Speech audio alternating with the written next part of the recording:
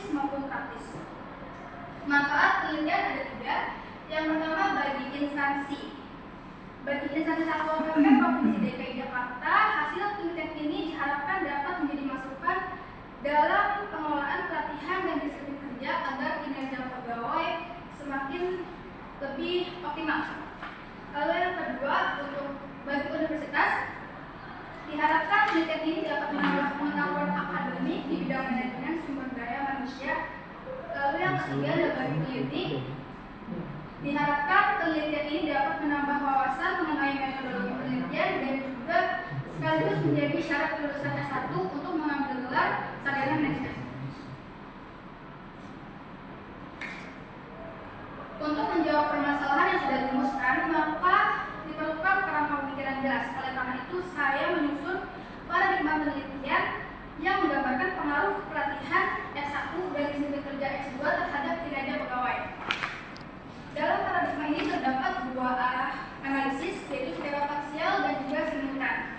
Secara parsial, masing-masing variabel bebas, yaitu pelatihan dan disiplin kerja, akan diuji pengaruhnya terhadap variabel terikat, yaitu kinerja pegawai.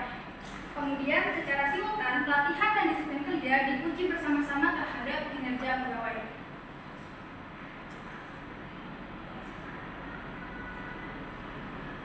Berdasarkan paradigma penelitian tersebut, maka dirumuskan hipotesis penelitian sebagai berikut. Untuk hipotesis yang pertama, yaitu diduga pelatihan berpengaruh secara parsial terhadap kinerja pegawai. Hipotesis yang kedua, yaitu diduga disiplin kerja berpengaruh secara parsial terhadap kinerja pegawai. Dan yang ketiga, diduga pelatihan dan disiplin kerja berpengaruh secara simultan terhadap kinerja pegawai.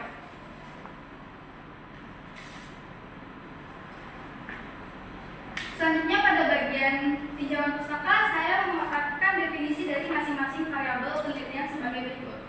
Yang pertama, pelatihan, di mana pelatihan merupakan suatu proses yang disusun secara sistematis dan bertujuan mendukung pengembangan diri pegawai dalam hal keterampilan, pengetahuan, serta sikap kerja yang relevan dengan tugas dan tanggung jawabnya. Lalu yang kedua, disiplin kerja adalah bentuk kepatuhan terhadap peraturan serta norma yang berlaku dalam